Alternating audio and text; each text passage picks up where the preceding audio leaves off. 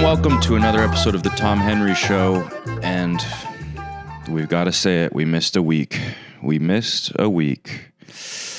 I'm sorry. We did 53 straight weeks, and something about that piss story Boomer told just broke the show. I heard from people, there are people going, I don't want this from your show. I'm trying to get diversity of character.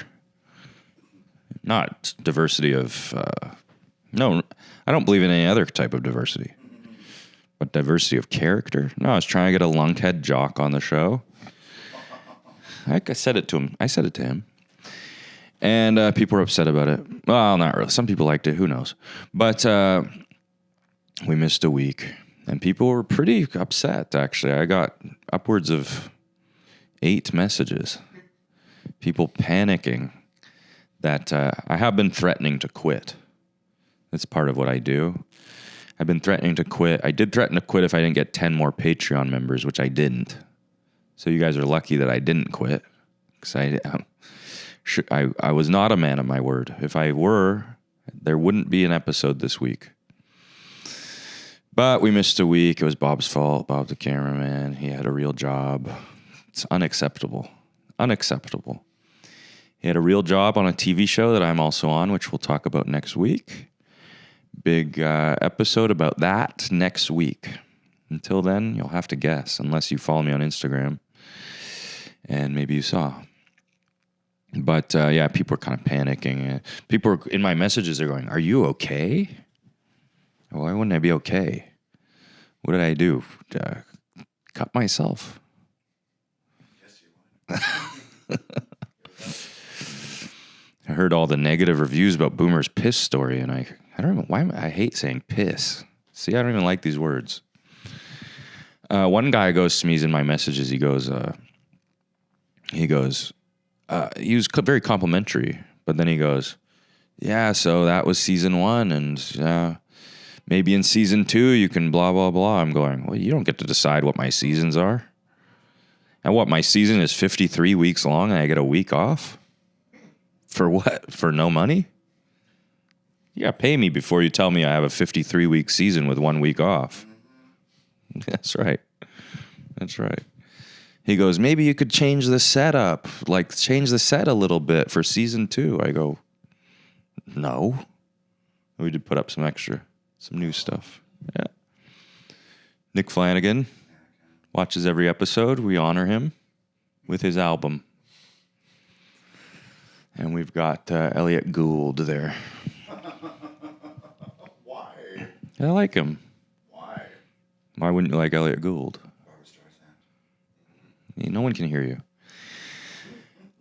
So we missed the week. We're back. We'll do 53. Season 2 starts now, 53 more episodes, and then we get 1 week off. You good with that, Bob? Bob has real jobs, but he'll show up for 53 straight weeks, and eventually we'll have to take a week off. You ungrateful little people. It's like they need me now. You know, it's parasocial. They need me. They're obsessed with me. They worship me. They hang off my every word. They can't believe I'd have a big muscular jock on the show. They get used to it. I'm a man of the world. I like all people. So sorry. It's not all going to be nerdy authors and gay guys. Hey. We got one for you this week. We got a gay guy for you this week. No muscular jocks this week. Fuck you. You know my life. And it's Pride. Happy Pride, everyone. The Pride festivities were all weekend, and I'm worn out.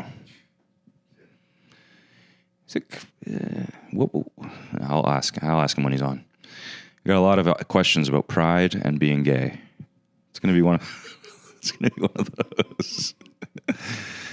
So anyway, this is kind of all we got for you this week. But we will have a special Pride. I'm going to call it a special Pride episode. We have a special, it's Pride, so I found the gayest man I know that touched him. And we'll be right back for a special Pride episode right after this with Andrew. We'll be back with Andrew Johnston. Nobody can hear you. Right after this.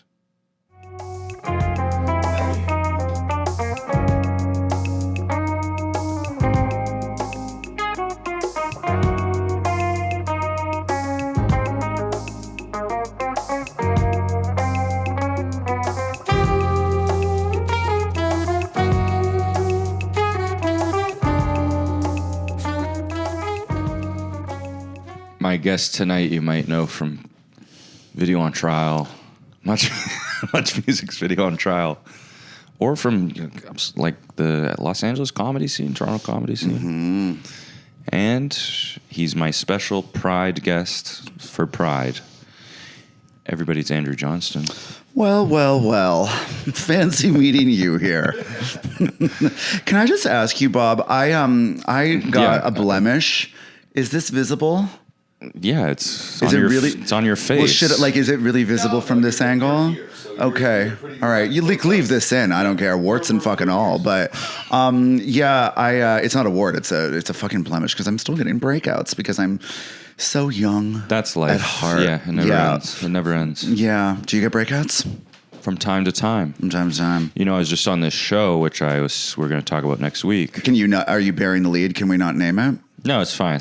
It's called bulges. Yeah, it's a word I would never use in my life. I have a sort of sophisticated sense of humor. I end up on this. I mean, you do have one. Have one what?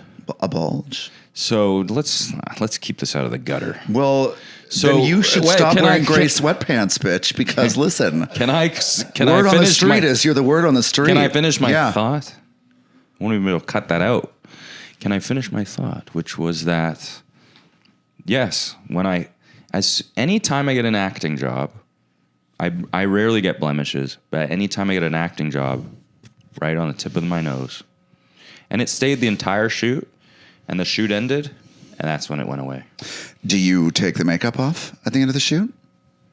Yeah, I keep the makeup on the whole shoot. Do you purposefully take a micellar water cleanser like a makeup wipe and actually remove before you go to bed? Yes. Okay. Yeah. Are you sure? Yes, they give me stuff. Okay. And you use it? Yeah, it's not because of that. It's because it's the law. What is it? What do they call it? Murphy's Law? I mean, that is something. The worst thing will always... the bad thing will happen. Anything can happen or bad will happen, yes. Like, I'll never get a blemish, but as soon as I book a part where I need to be on camera, there it goes, tip of the nose. Yeah, it's awful. It's awful. No, I had a few friends pop up before I came back. I think it's because I've been very stressed. But it's also because I sleep with a sleep mask. I do that too. So there you go. There's the culprit. It's not on my nose, though. Well, but it still is impacting facial oils and stuff like that. You need to wash it pretty regularly. Okay, well, I don't think this will be interesting to anyone, but... oh, my God. What do you... I'll ask you my famous first question. What do you want to talk about? Dealer's choice, bitch. Okay, so let's get into the special theme of the episode, Pride. Oh, yeah. Because you're the gayest guy I know. Am I? You have to be, right? I don't think so. Really? Yeah. I mean, I think I know people gayer than... How gay do you consider yourself? I mean, it's not the first thing that I think of in the morning, but... Really? Maybe it's the second. Yeah, it's kind of your thing. Yeah. No, no. Well, it depends. It's If you wake up with a guy in your bed or not. Well, not recently. What is your thing? Pray tell. Cranky. Yeah. Yeah. Curmudgeon. Yeah. Curmudgeon. We've talked about it on the show. I don't like the word, but I've accepted it. Cranky or curmudgeon? Either. Yeah. I detest both ideas. And it's nothing that you relate with. It's nothing that you identify with per se. I don't. Yeah. So actually that is a good theme of like pride, right? How do you identify and then how do people label you? And it doesn't feel good. It's an interesting, I don't know. Yeah. I don't know if if that maybe defines me Yeah, like again, it's not something. It's not, the thing that I always get is I get mistaken for John Early from a Search Party often, and I'm just like, Some kind of I'm gay, and so is he. Like I'm just like, so when people some are kind like, of future version.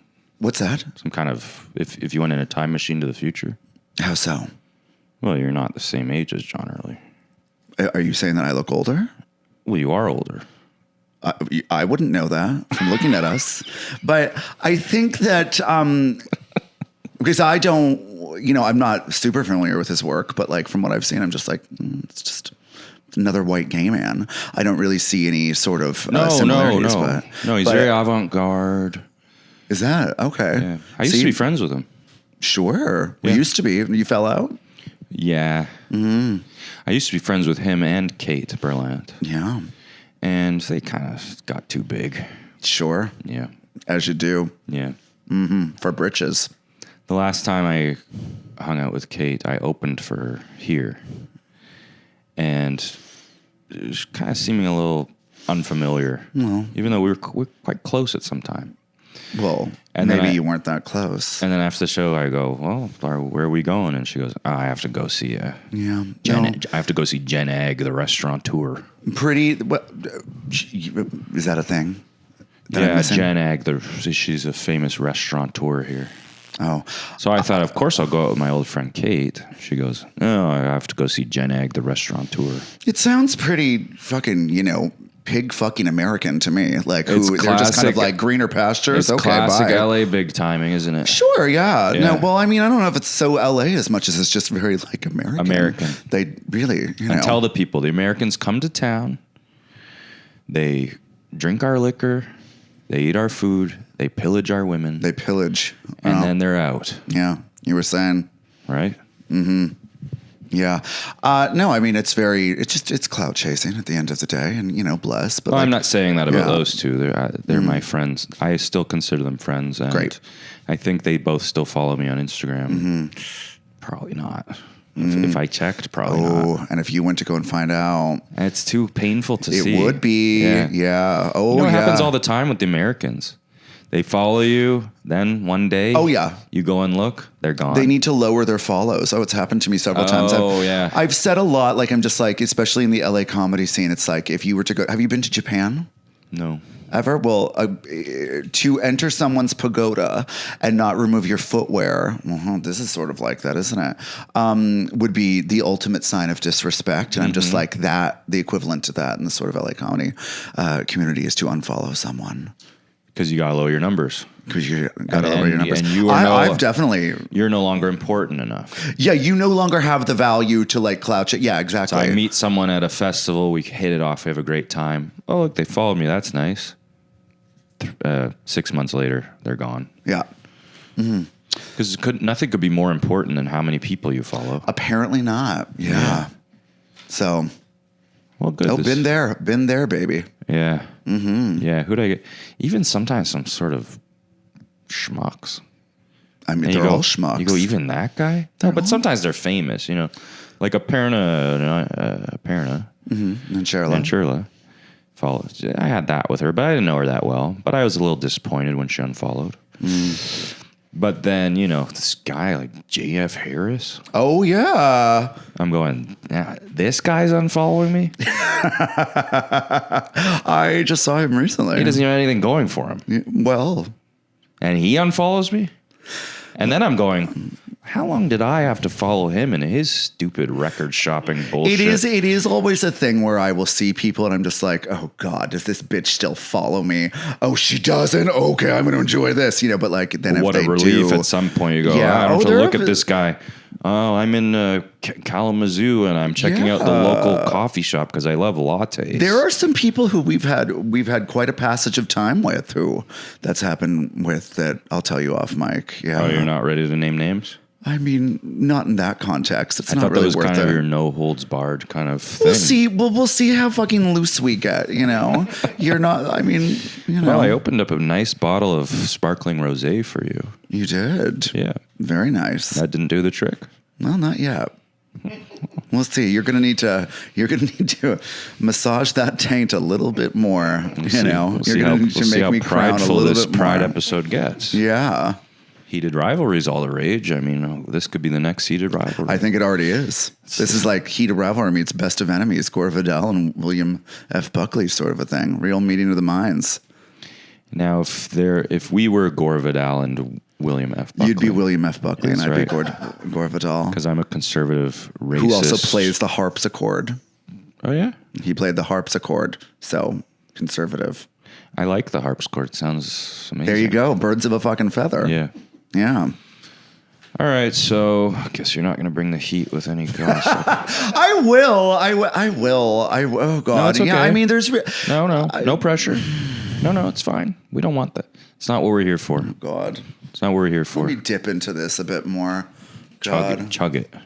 I see. I'm gonna I drink- know. Here's the drink my thing. twisted Here's the tea. thing. Because you really, I know your intentions, and so What are my intentions? your intentions are to get people to dig themselves into a hole. That's not true. And so I'm very. You think that's what this is mindful about? of that? No, Oh, but so because I know that you want it, I'm not. Carrot and stick. no, I actually don't care. So, So how do you find being gay in 2026? I hate it. Do you? But like the alternative, You're not going there. no. Do you ever think about becoming nothing? Like arguably, I am. Oh, really? Yeah. You're not burning Well, it. no, but You're not burning it up in the sheets. no. Why not? I think I'm in a very in between class sort of a Class? thing. Yeah. What does that mean? Well, it's like, did you watch 30 Rock? No.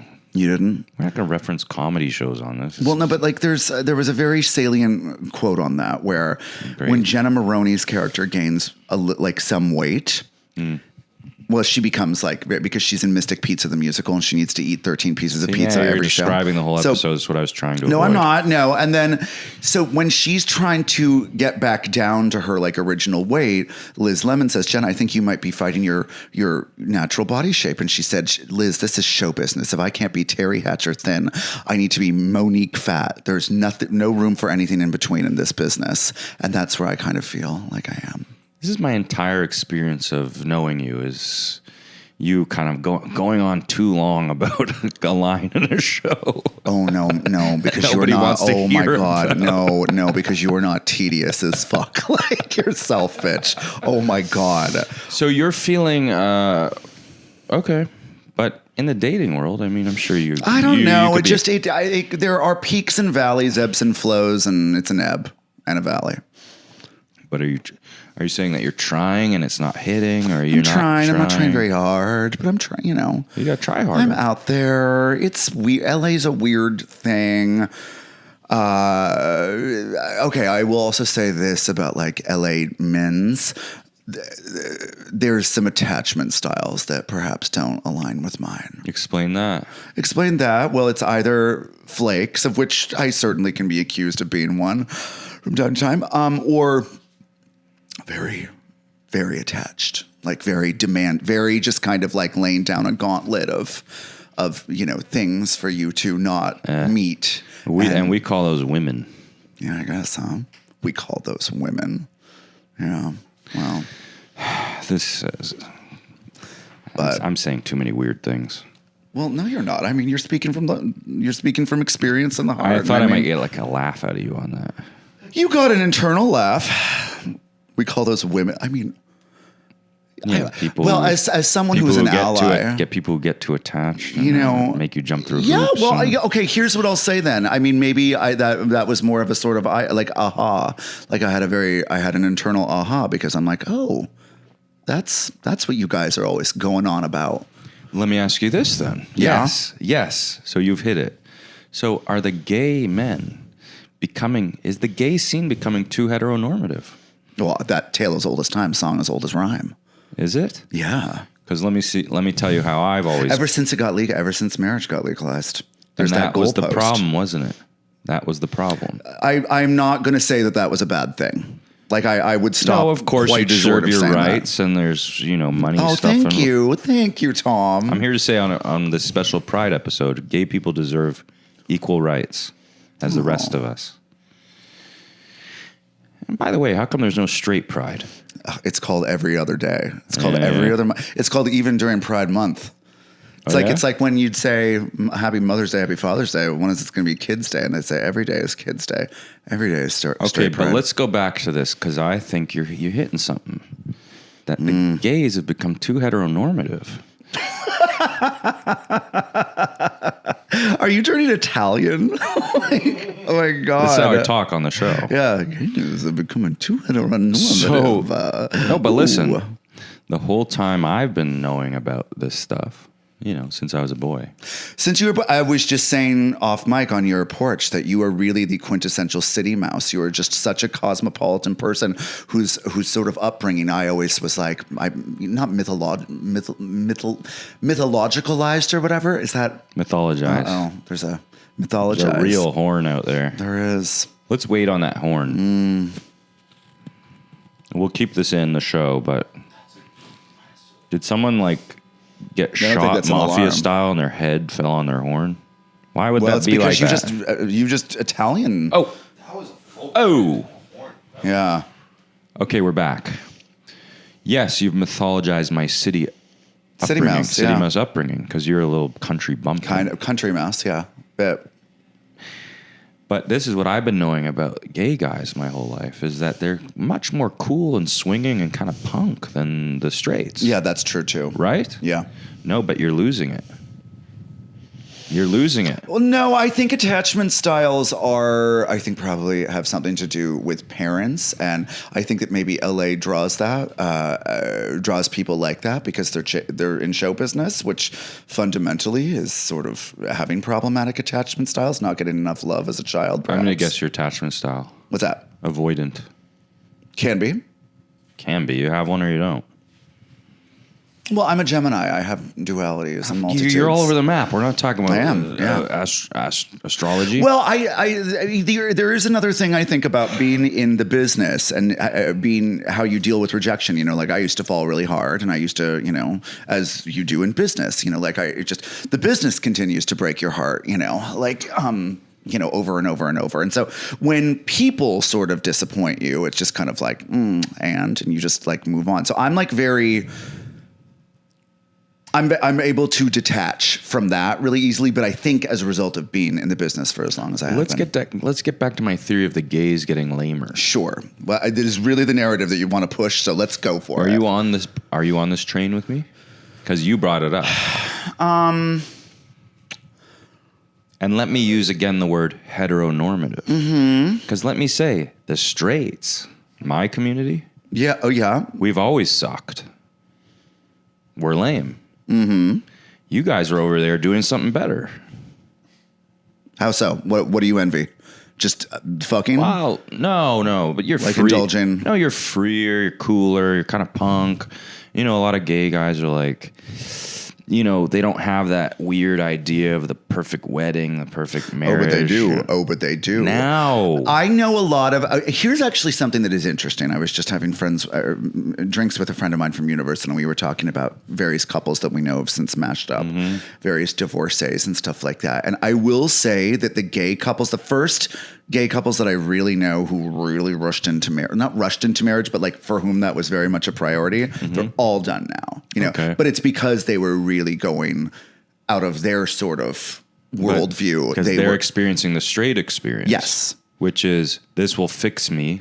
I need another phase in life. Yeah. I need something to strive towards. Yeah. And then obviously that stuff doesn't fix anything. That's why everybody gets divorced. All the straights have been for years. Within a lot of those pairings, I would say there was specifically one very motivated party that was just like, I can do everything that straight people could do, right? Take that, Mom. I shouldn't have killed myself. And it's just, well, not that they were, saying that, but that was the subtext. And yeah, as it turns out, not enough to stay in a relationship. Okay, so you've confirmed that. But the other thing that I would say to you is, yes, the majority of gay couples that I know the majority of people who have remained married are gay couples that I know. But it's also because they're wide the fuck open. They're basically just kind of companions. And the gays, they often have this sort of don't ask, don't tell thing going on. No, they ask and they tell and they show. Okay, I believe you. They ask, tell, show, and share. But I've known some couples that are sort of don't ask, don't tell. Sure, that's definitely an ethos, but I think most of them are pretty. You are hard pressed to find a gay couple who's been together for more than 2 years that isn't open. Yeah. But like openly open, like with each other, like, and they have rules, no kissing on the mouth. Well, I don't know if it's that much, but like, no, nothing in our marriage bed, or like, it can only be people we don't know and stuff like that. But now let me ask you this. Mm-hmm. Once you've done all this, once you've opened it, is anyone actually following these rules? Because you've Good already question. said. I mean, I think I've been with like one ongoing. I was with like one married guy once, and I do remember there was talk about his husband at one point. I'm like, too real. I don't need to be a series regular. Yeah, in this, I'm a day player. I'm a day player. That's right. Yeah, that's right. So yeah, lose my measurements. Yeah. Lose my measurements. Yeah, like, and don't make more costumes for me. I'm trying to make some film set references here. Just like, oh, well, I'm not of value anymore. And it's just like, at the end of the fucking day, we're all just flesh-covered bags of shit on like a rock in the middle of a morass of blackness that could blow up at any minute. So it doesn't fucking matter. You know what I mean? Like, not really we fundamentally. Don't talk that way on this podcast. Well, we do now. No, it's disgusting. Like existentially about how we're like just specks in a universe. Well, I feel like that's speech, disgusting. That whole speech you just gave me is like Gen Zs make fun of millennials for talking like that. Do they? Yeah. Well, you know what? We're spinning on a rock through the. You know what millennials make fun about Gen Zs about? Being cannon fodder for the next geopolitical conflict and inheriting a poisoned planet. So suck my dick, Gen Z. Whoa. Yeah. Anyway, you heard it here first. At least we had monoculture. Which generation are you part of? Millennial. Oh, yeah? Mm-hmm. What? Elder. Same with you, bitch. Like, what a fucking world. No, I'm part of the silent generation today. I wish you were part of the silent. Oh, fuck you. Fuck you. Oh, my God. So I'm trying to get our classic... our classic Sam and Diane. Yeah, we're always going back and forth like this, and then you show up now. You're not giving me any of it. Okay. All right. Then come take it, bitch. Come and fucking take it. Thought you said that's not how we talked on this podcast. Well, not bag of shit covered in flesh. I'm sorry, but that's what we boomer are. Talk. We are boomer talk. That's boomer kind of talk. God, I don't even know the anecdote that you were referencing. Well, he comes on, he's talking about pissing. Now you're coming on, you're talking about shit. I am not. I am talking about how we are. Okay, we are flesh-wrapped bags of waste. Where are the lies? It's getting a little Bret Easton Ellis in here. Well, if the shoe fits, you must have that effect on me, you Canadian psycho. Oh, put the treble charger on. Oh, my God. So you've been in Los Angeles for a long time. 7 years now, yeah. 7, is that it? Oh. Mine, give or take some pandemic. Felt a lot. Stuff. Okay. And so what's going on over there? Detroit in the 80s, baby. Is that true? Yeah. Because the industry has left. Yes, by and large. Okay. Well, you want brevity, right? Really, Tom Henry brevity. No, is actually, the sake of stretch it out at this point. Stretch it out at this point. Okay. Scooby-Dooby-Dooby pandemic, devastating. Strikes, more devastating. And because the guilds really got a lot of concessions, and as it turns out, they were just like, okay, we're going to make it for cheaper in Europe. So a lot has gone there, and a lot of folks in LA were like, well, the studios are here and your houses are here. Where else are you going to go? And as it turns out, other places. And so that's been devastating. But I mean, it's the whole ecosystem. I mean, do you want to know about Hollywood or do you want to know about comedy? You know, comedy. Like the comedy business, well, you know as well as anyone. Now, it's just kind of like the clipping. Mm-hmm. That has really, people were really chasing a sugar high after, I might say, being over programmed for diversity. Over, that there wasn't perhaps an organic audience for. Well, I think I just did. And so then you had a lot of people who were still starving for what I call meat and potatoes. And so the whites? No, like low-hanging fruit, meat and potatoes. Like, yo, bro, well, I'm not going to go boomer here, but Well, I think that it's just very basic, low-hanging fruit comedy that can be enjoyed by a lot of colors and creeds. But so that ecosystem existed. Everyone became a sort of DIY sort of a thing.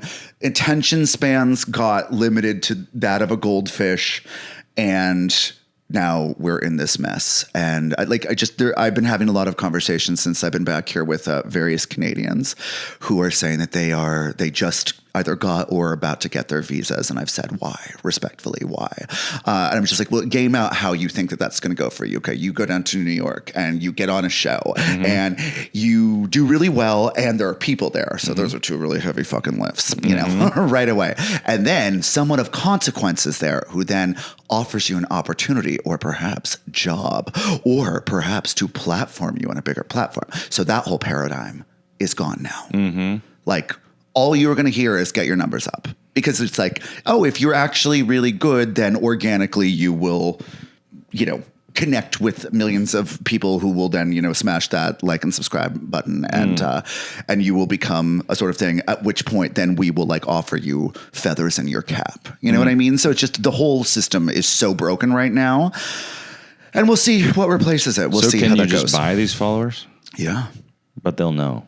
Well, what there are some comics doing, and I don't know. I get Tom. I'm sorry that I'm not going to name names, but I'm not going to name names. I'll tell you off mic. Yeah. Maybe you can like record it for a Patreon bonus or something like that. But join the Patreon, you'll find out. When you look at like in the last solid 2 years, the people who have popped are people who there is dark money behind. There are people for whom are paying for the top tiers of everything. Like there is a comic, like the last clip that I saw, which, because normally I just hide everything, right? I'm like, why do I want to see comedy, right? I don't. The last thing that I saw was this crowd work clip that was like shot from like multi angles too. So it was, you know, a setup. You're talking about Matt Rife? No. Oh. No, I'm talking about someone else. Okay. And this person, this comic is, I think, a New York comic who would like on his own merits, like get past at the cellar or something like that. Like it's not incompetent, you know, but then it comes out that this is the son of a billionaire, you know, who, you know, is paying for like the top tiers and everything. And it's just like, well, okay, if that's how this happens now, it's like, well, then it doesn't. So, but I don't know. I mean, the only thing you can count on is things changing. And you can already see people just disavowing the algorithm and just being like, well, no, like I'm not being shown things relevant to my interests or the best and brightest, so I'm going to go and find out things. But then how are we going to get anywhere? You got to start a newsletter or something? Sure. This is getting a little in the weeds, and I can feel people's eyes glazing over. They are. It's a relevant thing. Mine especially. Oh my God. Anyway, well, we've conquered that.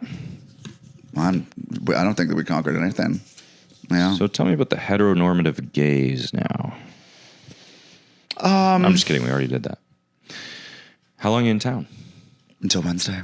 You're going back to Lala? No, I'm going back. I'm going to my my hometown to see family. Oh yeah, your country bumpkin. Rockville. Mm-hmm. Yeah. And then you're going back to Lala. Yes, on currently slated July 17th. So is it true what they say? People will be at like open mics and they'll have a full camera set up?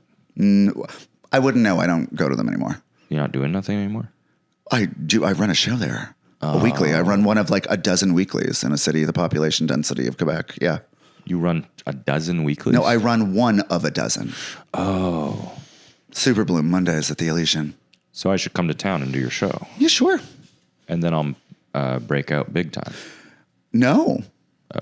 No, I just, a few Canadians have been through town and they've come to it, and I'm just like, we, you know, maybe have like 20 people there. I'm like, this is as good as it gets. Mm-hmm. And they are like, yeah, this is as good as it gets. Yeah. So why do you stay there? Why don't you come back home to us? And do what? I mean, that's likely I'm considering it. My needle has moved on that. There are a few factors. If the Democrats take both chambers of Congress in November and the socialist candidate wins the LA mayor's race, I'll consider staying. The other big thing is if the Democrats flip both chambers of Congress, I think the tech platforms will need to be like, maybe we should hedge our bets a bit. Big stakes. Yeah, it is huge. They should start putting that in the political ads. Like the only way Andrew Johnston is staying in LA. That's fucking right. is if this happens. That's right, Schumer and Jeffries. Get your shit together. Chuck Schumer, huh? Hakeem Jeffries. It's the leader of the Democratic leader in the House. Well, this is wild stuff. You follow Bill Maher. You're a big Bill Maher guy, right? I am. New rule. New rule. Yeah. So you must be somewhat up to snuff with American politics. I'm all over it. He can't stand the socialist types. Well, sure, yeah, no, well, that was my sort of gateway into politics, was watching Real Time. Oh, yeah? Well, the discussions.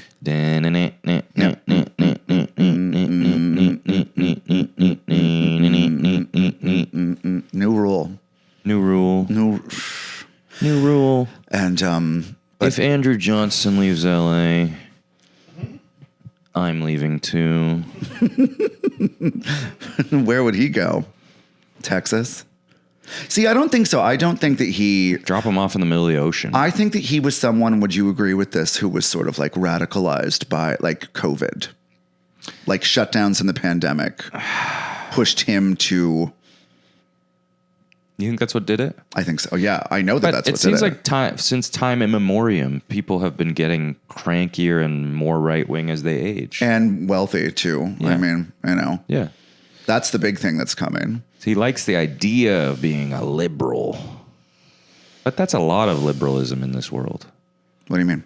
Yeah, they like Liking the the idea. They idea? like the sound of being liberal. They kind of think it's left wing, but really, if you're into Mark Carney, you're into fucking bullshit. What do you mean? It's right wing shit.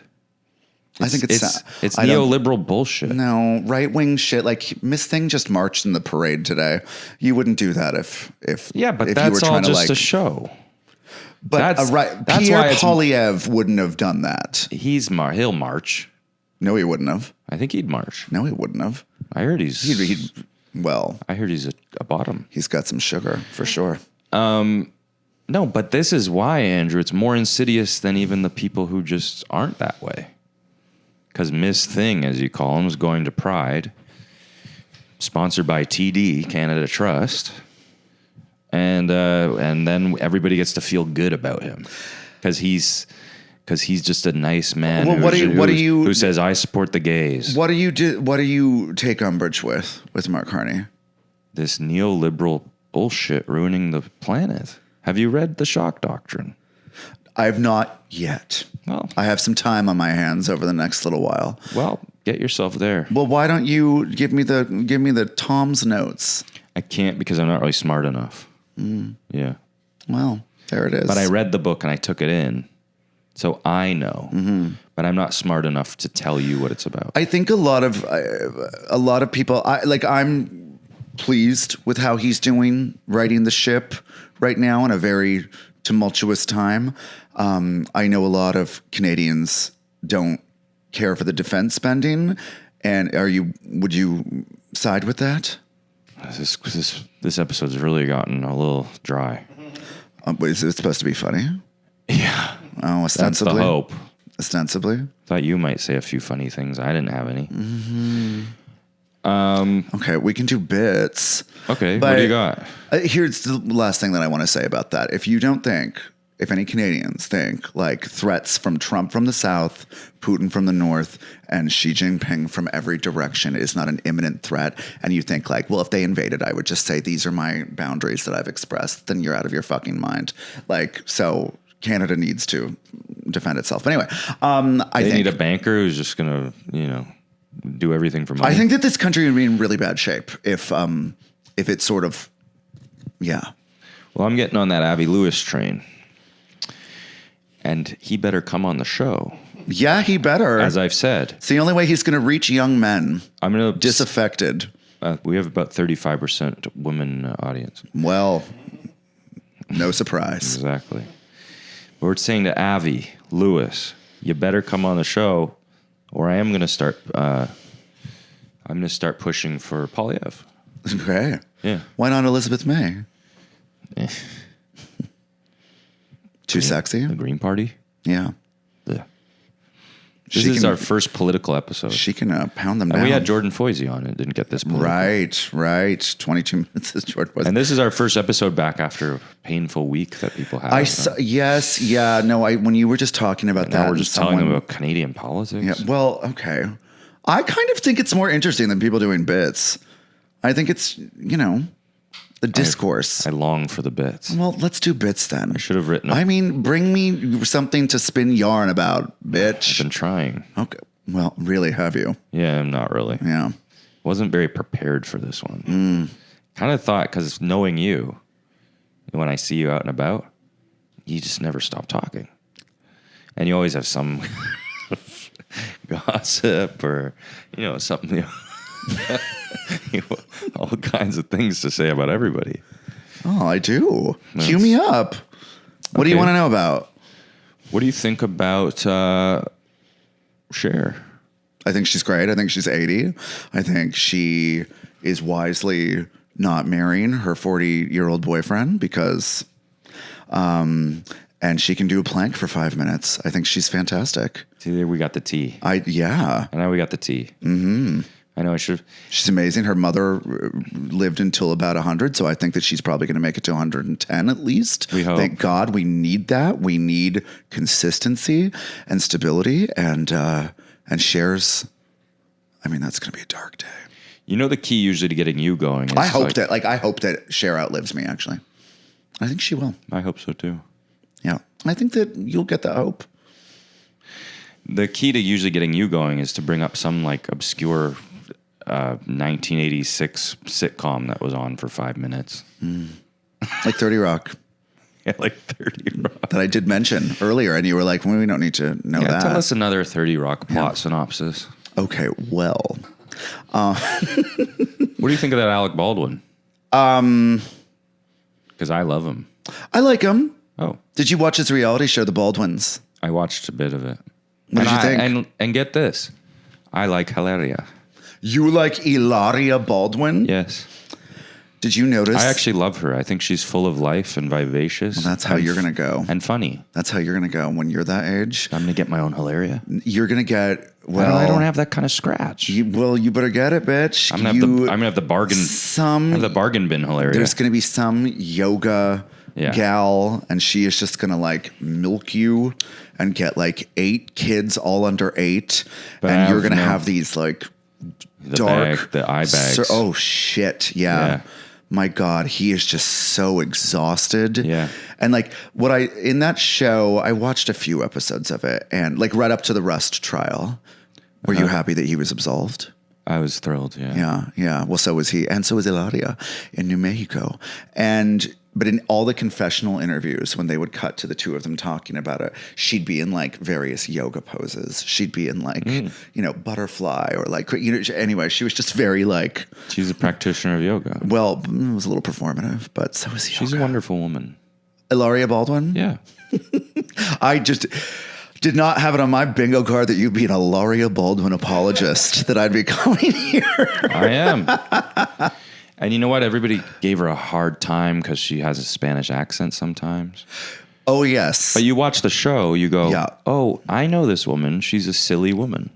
She's not a silly woman. Yeah, she's silly. I think she's a shapeshifter. No, she's The Spanish thing is, there was this one clip of her making a salad or something, and at one point she's like, and then you take how do you say cucumber? And I was like, oh my God, no. Yeah, because she's a silly little woman. Yeah. Who pretends to be ESL. No, this is a type of woman. That's very silly. No, it's a type of woman. She's not pretending to be ESL. She's a silly little woman. And it's a type that we love. It's a type that you love. For my Well, I'm going to keep my fucking eyes peeled for silly little women from now on and point them in your direction. I'm telling you, Andrew, she's not doing anything dubious. Yeah. She's just silly. Yeah. I do like Alec Baldwin, though. I think he's a very talented actor. This is good for this Straight Pride episode. Yeah. We love Alec Baldwin. We love Hilaria. No, we don't. I don't. Well, he'll get there. No. I do like Ireland Baldwin, his eldest daughter. What do you like about her? Her dog treat business? Is that what she has? I thought she was just a mom. I like that. You ever hear the voicemail? Oh yeah. You listen to me, you selfish little pig. Yeah, you were a greedy? No, he didn't. Yeah, you call her are a greedy little little pig. Yeah, it was like you're a selfish little pig. You would I've never had do this to your mother. anyone who had an Irish father or like a father of Irish descent. I'm like, that's kind of how they talk. Yes. Not and- all the time, but But the Irish Americans are wonderful people because they're like that. They're very hard and harsh, but then their heart melts. yeah, and I'm sure his does as And they well. go, yeah. And he goes, Ireland, I love. But I'm sure that Kim Ireland, I love Basinger you. was pulling stunts. She's a Hollywood Republican, so I've since fallen out of favor with Kim Basinger, despite the fact that My Stepmother is an Alien is a great movie. Have you seen that? No, keep going. Dan Aykroyd, Kim Basinger, Allison Hannigan. Something wrong with that Dan Aykroyd guy. What's wrong? Something weird about him. Do you know I was at Queens at the time that he was very present in Kingston? Yeah. I heard know the story. I heard the stories. I know girls who got Aykroyded. I heard the stories. Mm-hmm. He had his own nightclub over there. Yeah, with the Blues Brothers car in the wall. It's still open. I don't Right. think he owns it, but it's the mansion. By the way, you see this documentary about the Greatest Night in Pop or whatever it's called? Oh, yeah, and he was part of it. He's there? Okay, well, why don't we talk about that? Bitch, you're the only other person I know who's watched it. Okay, bitch. Yeah, every biggest star is there. You got like Michael Jackson, not all of them. Prince. No, Prince is not there. Yeah, Prince showed up. Prince, no, he did not. You didn't watch it then because there's a whole segment I in did which they watch talk it. There's about a whole segment about how Prince showed up. No, there's a whole segment about how they wanted him to, but he kept on evading it. That's the only reason Sheila E. was invited to participate, because she would be the siren who would lure him in. And he said that he would come and do a guitar solo in a separate room. They said no. They initially assigned Huey Lewis's part for Prince. And then when Prince didn't show, So he didn't Kenny come? Loggins suggested to Michael Jackson, So he didn't come? Lewis. No. It's not how I remembered it. Well, you misremember it. Anyway, you got all these biggest stars. Bob Dylan's there. Well, I know that. Can't sing. No. And then and then Dan Aykroyd's there. Dan Aykroyd. And then one of the women who worked for the guy that put it together was like, she was listing off her like wish list to be there. And then Dan Aykroyd was on it. I'm like, well, he must have just brought Coke. What the hell was happening? He What? just probably Other brought- people had Coke. But Don't need he- Dan Aykroyd to bring maybe Coke. he had better Those Coke. people are all great Coke heads, I'm sure. Well, who do you think was the biggest one? Bob Dylan could use a little Coke. Yeah. Well, I think that Bob Dylan was.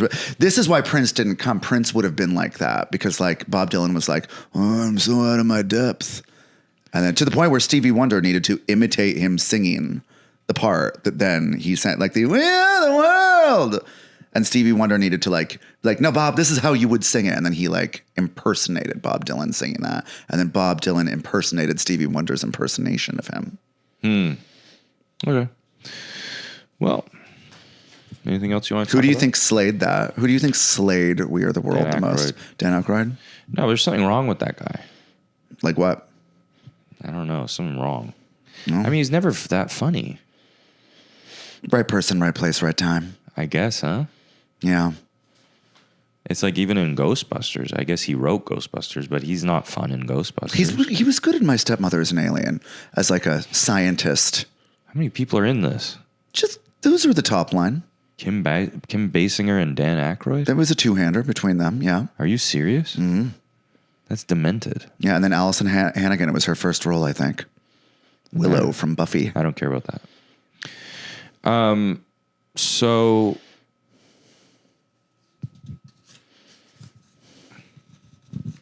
anything else you want to talk about before the famous questionnaire? Not offhand. Okay. Told me you were going to bring all kinds of things to talk about. No, I didn't. Yeah, you did. I never said anything of the sort. You told me. Oh, here's a segment. You'll like this. You're perfect for this. This is a segment on the show. It's called I Don't Think So, Nepo. I don't think so, Nepo. Exactly. Mm-hmm. And you have to talk about a Nepo that you particularly don't like. I know who you're baiting me to fucking talk about. Really? But yeah. Who? Yeah, who indeed? I don't. Who indeed? No, we do this all the time. It's a regular segment. Well, who's on, what I Nepos have you rant all talked the time. about? So I've ranted on Kazi David. Can't stand her. Oh, that's, I assume, Larry David's. Yeah. Yeah. She's a humorist too. But what's she got to be cranky about?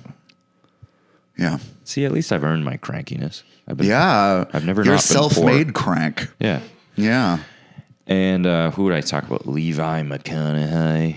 Who? Levi McConaughey. Oh, I don't know these kids. He goes, I am my father's son. Is he a comic? No, he's an actor. Oh. And who else we got? Like ranted on the Wyatt Russell. Thanks, Paul. A hockey player of the Han Russells. Well, he's an actor now. Oh, he's an actor now. He Yeah, was he a goes- hockey player, though. He was a hockey player, failed. Yeah. Then he goes, let me give acting a try, actually. He goes, I like watching the top 100 movies of AFI. I do love this. I want to see Wyatt Russell's Let me try this. Criterion Closet. Yeah. Let me tell you something. God. Let me tell you something, Johnston. I just went to see this piece of shit movie, Disclosure Day. Oh. Aliens? Steven Spielberg. I've heard about it. Emily Blunt stars. She's talented. But this guy's in it, Wyatt Russell. He stinks. And he's the funny guy. Let me tell you something. He's not even handsome. Really? No. Well, I don't find him. Apple Tree, you know. I think you mean Apple Martin. No, Apple. No, well, that too. I don't find him handsome. I don't find him funny. And I don't find him cool. I need to see a photo. Could you pull up a photo, or can I pull This up isn't Rogan. Okay. All right. Yeah. Yet. We don't pull up photos. You should open your own. No, I'll get you one. Comedy club. Fathership. I'll get you one. Yeah, I couldn't conjure him. You were really mentioning nepos that I've never heard, I did not know existed. Because I'm telling you, Yeah. we do a deep dive on them. So this guy, Wyatt Russell. I know that one of their kids was a hockey player because they moved to Vancouver for a while. That was him. Okay. This is what he looks like. No. Yeah. No. How old is he? He could I know still. he looks old. He could still have some time. How old is he, Bob? Okay. Well, Says then that's becoming Rogan. where his features are going to Look settle that up, now. Jamie. Yeah. That's probably where his features will settle. Yeah. No, but Kurt Russell's hot. I mean, he's kind of had hair, 41. He's a year younger than me. 86? He's a year younger than me. Wyatt Russell is in his. He's 39 or 40. 39 or 40. I'm not sure that they're like. I should have had that part in Disclosure Day. Oh, so he was in Disclosure Day. Yes, he plays her boyfriend, and she's acting all weird, and his whole thing is like, you're acting a bit weird. That should have been me. Yeah. But this fucking failed hockey player gets to do it. Yeah. Does that seem right and for to what? you? To like? No, it doesn't. It's not right. Nor you. is it okay. Thank you. But you're going to make it anyway. It's Whitney Houston. Bulges is going 6 seasons. Let's from your lips to God's ears. So it's time for your. I don't think so, Nepo. I feel like you think about this stuff all the time. Oh, I'm trying to think about the nepos that I want to talk about, and I'm just like, It doesn't have to be someone you know. Just pick I someone. do. There are lots of people that I'd want to talk about off mic, but I don't know if I want to commit to this at this moment. It's interesting that you say this because I always think I'm just like, oh, I'm going to become Mandis Owens. I'm going to become like, Tim Dillon or something like that. And I'm, a disruptor. And I'm just like, well, I'm still pretty cagey. You don't have it in you. I do. It's occurring to me now that I do, but I thought that I had it in me. It's the kindling is being laid. Look at me. I'm doing it Yeah. every week. I'm talking all kinds of shit about everybody. And you know what? It's getting you gigs. I'm So huge. Yeah. So you might want to take a page out of my book. Okay. The only person that I will say, like, I remember when I got to LA, I was thinking, because, coming up in Canada, if you were a Nepo baby or in Toronto or whatever, it was like sort of royalty. Like it was it was a legitimate credit. Oh, are you talking about Dan Levy? He'd be one of them, David Cronenberg's daughter I knew back in the day too. And she was like a celebrity photographer. And I was like, oh, and I'm like, just because she's David Cronenberg's daughter and stuff like that. But when I got to LA, I was expecting a lot more of that. And of course, Hannah Einbinder was just on her way up when I came there. But I thought that she was genuinely fun. Like I was genuinely amused by her. I do remember that one of Dana Carvey's You can't kids talk was about doing comedy. He And I died. heard that was pretty bad. He died, Andrew. Dana Carvey? His kid. Oh, didn't know that. You're really not good at this game. By the way, How are you up to snuff on that? I didn't. Wow. I follow the news. By the Wow. way, the other person in Disclosure Day, Nepo, fucking Bono's daughter. What? Yeah.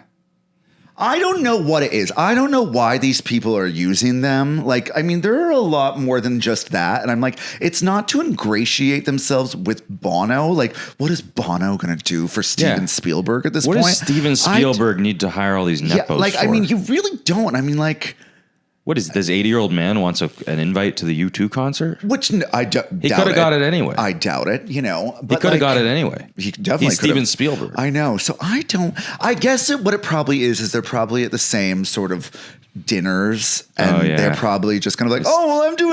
They're gosh. sick little clubs. Sure. And Bono goes, do you know, man? Because my daughter, I can't do an Irish accent. Well, but okay, all right. He goes, me daughter would love to be in your movie. Irish. God, that really just took me to the Blarney Stone. So I'm watching this stupid ass movie, Disclosure Day. It's one of the worst movies ever made. And I've heard it has a surprise ending. Spoil it. There's no surprise. Okay. The alien comes and tries to say something on the news. Oh, that's a twist.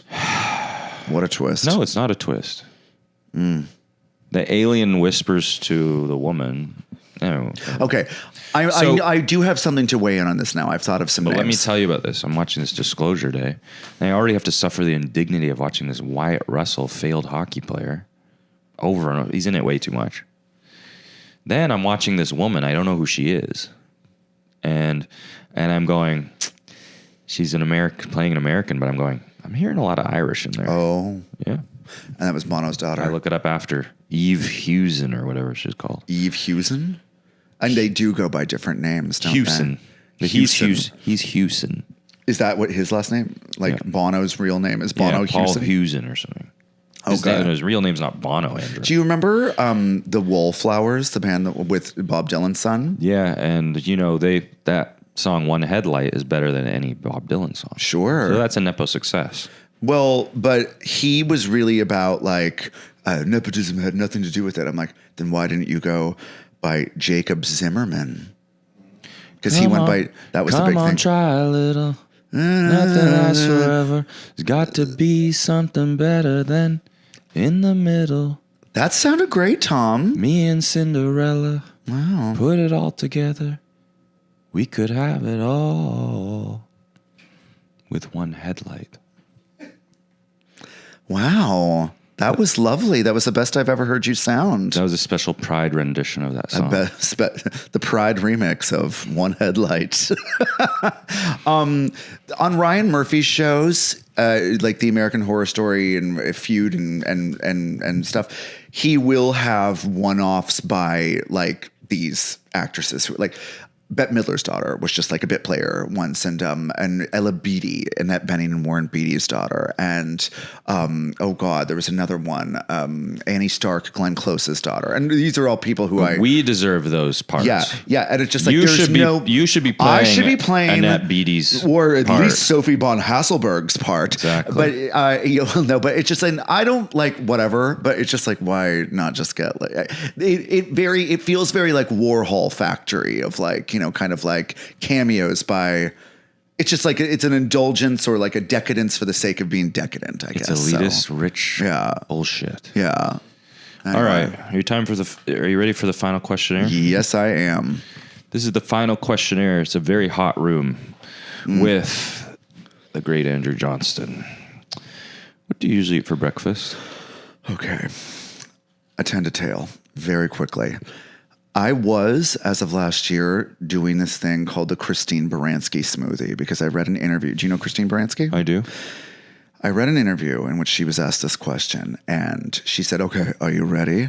It's 1 part frozen blueberries, 1 part fresh blueberries, pomegranate seeds, oat milk, vanilla protein powder, maki powder, a scoop of peanut butter, and flax seeds. It all gets blended together into this purple goop, and it really sets me up for my day. So I started having that because I was like, what that bitch is doing is working, and it was by the way, you gay guys are obsessed with Christine Baranski. Because she's aging like the finest wine. Okay. It's just the longevity. That's what happens. Okay. It's just like I'm starting to to come around on Taylor Swift because now it's just like, all right, she's been here for more than a minute. All right. You know, like she's grown. So what happened with the smoothie? It just made me gain a lot of weight because a lot of sugar in the morning. It's like, yeah, it was insane. My fucking gut was getting out of control. So I've since stopped it and I'm back to egg whites and green onions. Ooh. And garlic flakes. Egg whites and green onions? And green onions and garlic flakes. What are you talking about? That would be like my breakfast and an apple because an apple a fucking day. How does the egg white come? It's the low cholesterol and like high boiled? protein. Like in frying pan. You know, like it's just like an egg white omelet with green onions and garlic flakes. Fry it. You sure? Yeah. You take the yolks out. I just buy egg whites.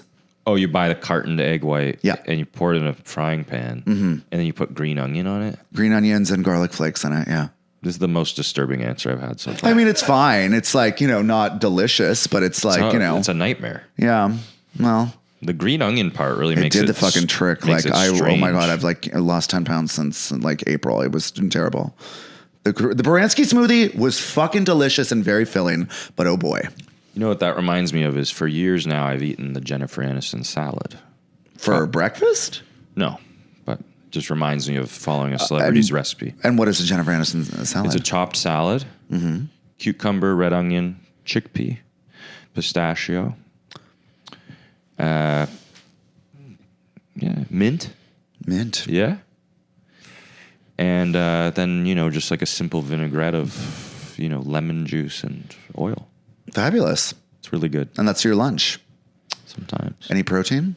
I will put some chicken on there. Great. But apparently she was eating that every day for lunch on Friends. I know that. Yeah. Her and all the girls. She got the girls into it. But Yeah. It's Jen's salad. Yeah. And now they'd all just be on GLP-1s and they wouldn't be eating lunch at all. Do you currently hate someone you know or have known? I'm looking at her right now, bitch. Yes, I do. Well, yes. Yes, I knew the answer to that. A few. Not as many as you'd think, but yeah. What's your greatest fear?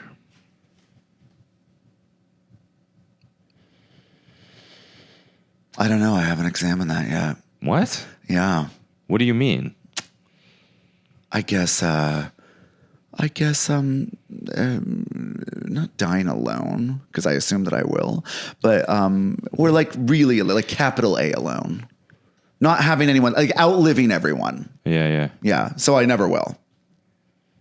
Is that it? I guess so. You've never thought of it. Everyone thinks about this. No.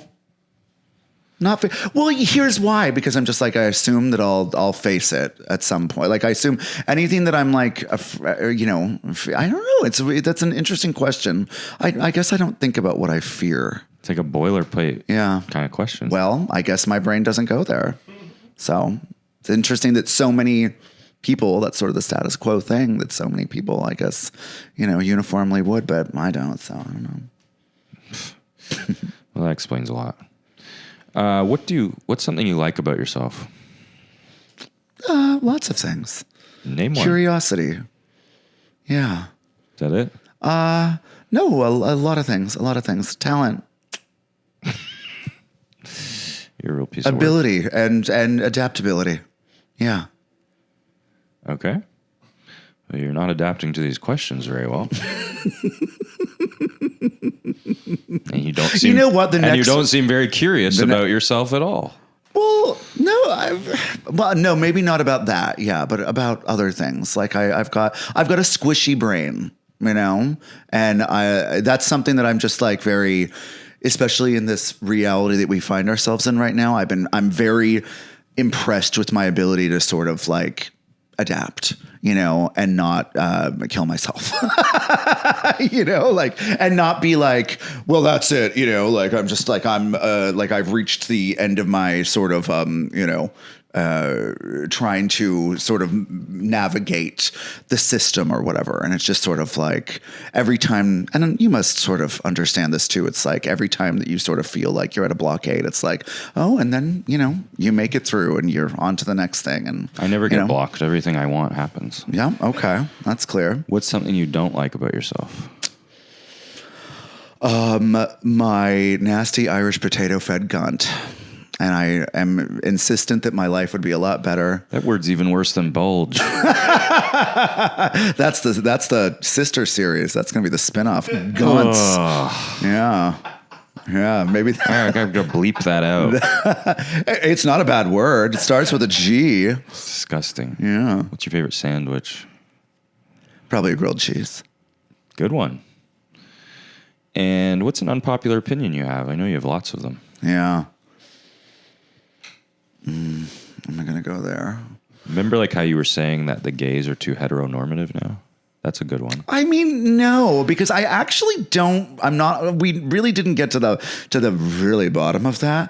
I think so, and I think that the limitations of finding out that we're still like the outsider, like that's still there. Like I don't know if you just saw on the news, but Pete Buttigieg's kids were just taken from him because someone called like Child Protective Service, some malicious Republican call. It just is whatever you think your sort of like heteronormative safeguards are. It's like no, there's always like someone there to remind you you're still the other bitch. And I think that a lot of gay guys still get that.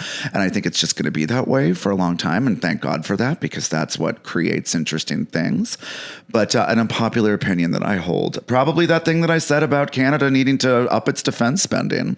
You know, like I'm sure that there are going to be a lot of NDP people, the fucking Avi Lewis acolytes, you know, who are going to be like, actually, no, I would just tell whoever invaded, these are my boundaries. And we'll see how that goes. I didn't know you were such a... I'm a hawk. I'm a little hawkish. Yeah, you're I'm hawkish. a little hawkish. Wow. That's amazing. Yeah. And if Avi Lewis doesn't come on the show, I'm going to turn against him. I voted for him. You did? Yeah. Wow.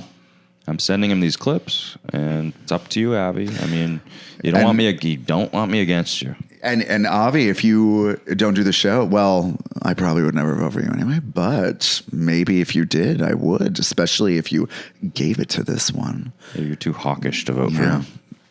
I'm too much of a hawk. Yeah. You're such a rabid right winger. Yeah. Is there a point to any of this? And I don't mean the podcast, I mean life. Community.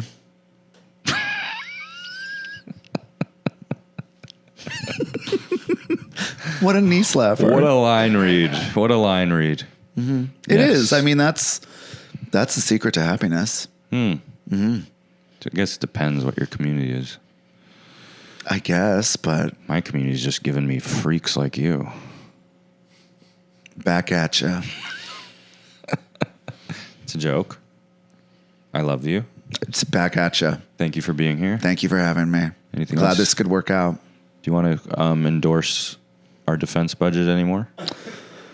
I think that more needs to be spent on fortifying the Arctic. No, but I'm just like, get nukes. I was just like, let's say the quiet part out loud, bitch. Get some nukes up in them mountains. Like, you know, bitch. Like, you think that France is going to be, you know, anyway, but, yeah, I don't know. Nithya Raman for Mayor of LA, if you're watching this, and yeah. You know, that'd be nice. I think every now and then we have about 6 viewers there. Yeah. No, it'd be nice to have our own little sort of Mom Donnie-esque person. Because, yeah. Oh, yeah. Another maybe unpopular opinion. Robespierre was right. Who? Robespierre. What's that? French revolutionary who kicked the reign of terror into... Fetch the guillotines. I guess you were probably for the invasion of Iraq, weren't you? No, not at all. No. Thank you for watching, everyone, and we'll see you next week. Have a great week. Thank you to Andrew. That's going to be a disaster.